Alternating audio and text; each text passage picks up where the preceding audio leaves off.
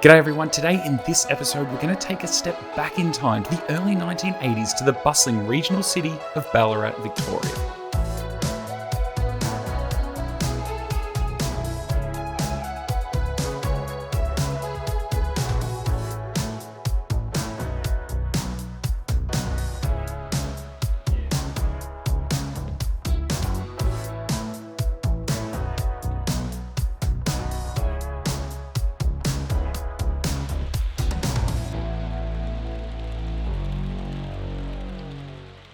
So here's an overview of Greg's Ballarat layout.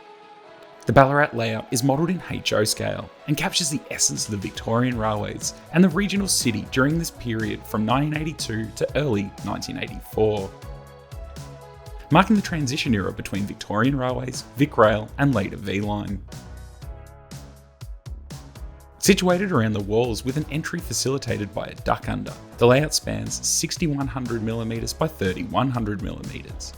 Its construction involves a pine frame, a base made of plywood or chipboard, and mounted on freestanding cabinets, resulting in a rail height above the floor of 1040mm. The scenic elements are built up using extruded polystyrene foam adorned with paper mache, thin layer of plaster, and a creative mix of paint, dried sawdust, ground foam, and natural materials sourced from the garden. The layout is controlled with DC and utilises Hammer and Morgan controllers. The track features predominantly Pico Code 100 flexible track and is complemented by Pico large and medium radius points on the main line and Pico medium and small radius points in the yard.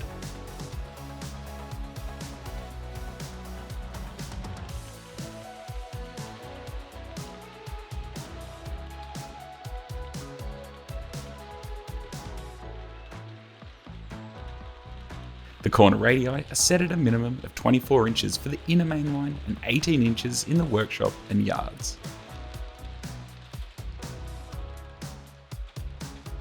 The locomotives in operation are ready-to-run models from Lima, Austrains and Trainorama, as well as kit and scratch-built bodies mounted on predominantly Athearn or Proto 200 mechs. Rolling stock consists of ready-to-run models from SDS, Phoenix, Orient Express, Lima, Powerline and Trainorama, along with kits from broad gauge bogies, steam era models, AR kits and a diverse range of scratch-built and kit-bashed creations. So here's some background on the Ballarat area. It's situated approximately 100 kilometres from Melbourne. Ballarat boasts a rich railway history. In the 1980s, it held a strategic position on the main line to Adelaide until standardisation bypassed it in 1996.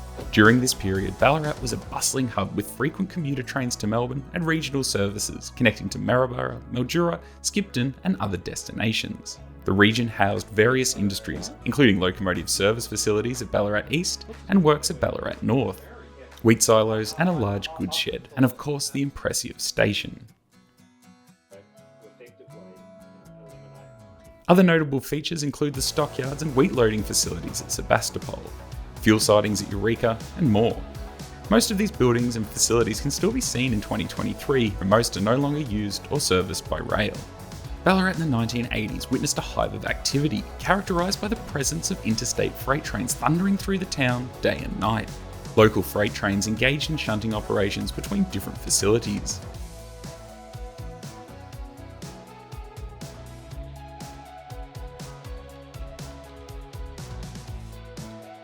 While scheduled passenger services further added to the dynamic mix. Greg's layout accurately captures this vibrant era, featuring the ebb and flow of trains, including the hustle and bustle of freight and passenger services in this changing era.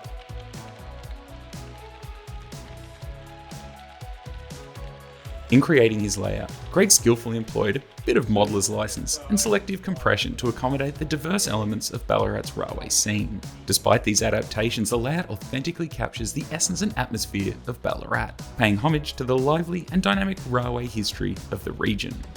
The motive power roster on the layout aims to faithfully replicate the locomotives that were active in the Ballarat region from the transformative years of 1982 to 1984. This period witnessed significant changes in locomotives' appearances and functions. Some B-class locomotives underwent a makeover, sporting the distinctive teacup orange and silver livery, whilst others were withdrawn from service to undergo transformation into the A-class. The once prevalent W-class diesel hydraulics, responsible for shunting in and around Ballarat for an extended period, were gradually phased out. The role was assumed by the more reliable and higher horsepower Y-class locomotives, making a notable shift in the locomotive power landscape. In August 1983, a pivotal moment occurred with the launch of V-Line, bringing about a visual transformation as locomotives emerged from the workshops adorned with the distinctive V-Line orange and grey colour schemes. Although the C-Class had been running to Adelaide, the concept of through running had not yet been introduced in Victoria.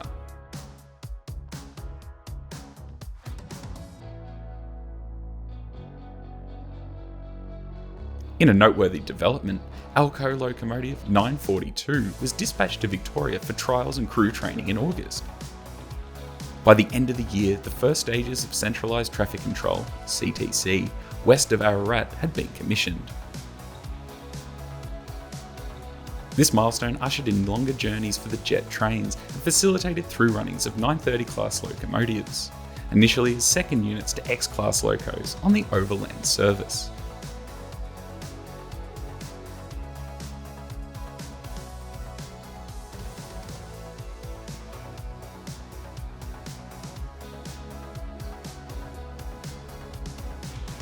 This layout provides a snapshot of the rapidly changing consists of passenger trains on the Victorian Railways network at the time, with the transition from wooden-bodied passenger cars to N-sets and refurbished S and Z cars.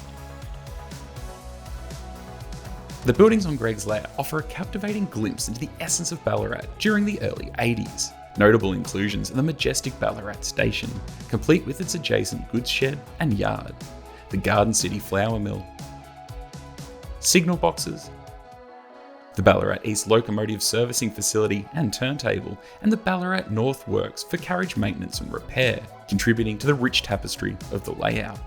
Additionally, the Sebastopol sale yards and various industries are thoughtfully incorporated. Remarkably, Greg has meticulously recreated the distinctive homes of the era, adding a touch of authenticity to the layout. All the structures are scratch-built, showcasing exceptional craftsmanship and attention to detail. Greg's layout serves as a splendid representation of Ballarat in the early 1980s, effectively capturing the ambience of the region and its historical character. His careful curation of buildings, coupled with the intricacies of scratch building, craftsmanship paints a vivid picture of Ballarat's past. Greg's generosity in sharing this impressive creation is truly commendable, allowing enthusiasts and observers alike to appreciate and enjoy the nostalgia embedded in his wonderful portrayal of Ballarat's railway landscape.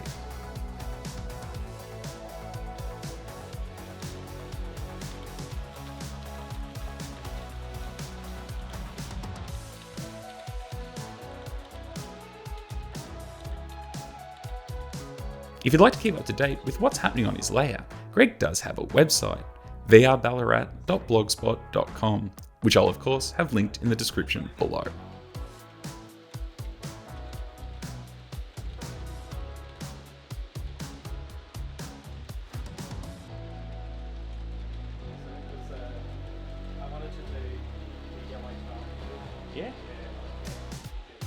So thank you all for coming along and taking a step back in time to the 1980s, to Greg's wonderful Ballarat layout.